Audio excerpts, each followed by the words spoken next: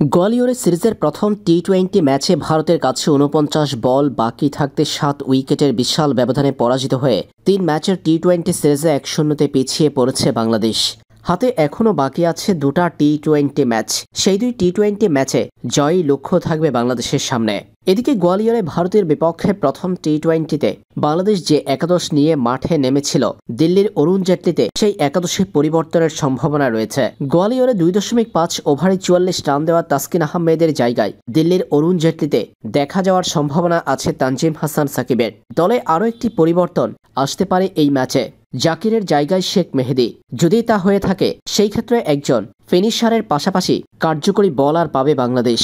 জাকির হাসান ফিনিশিংয়ের ভূমিকায় থাকেন, সেই জায়গাতে শেখ মেহেদী অভাব পূরণ করতে পারবে, পাশাপাশি তার কাছ থেকে বোলিংয়ের সুবিধা পাবে বাংলাদেশ। এছাড়াও মেহেদী হাসান মিরাজের ব্যাটিং পজিশনটা কিছুটা উপরের দিকে নিয়ে আসার সম্ভাবনাও রয়েছে। দিল্লির অরুণ জেটলিতে বাংলাদেশের একাদশে এই কয়টি পরিবর্তনের সম্ভাবনার কথা শোনা যাচ্ছে।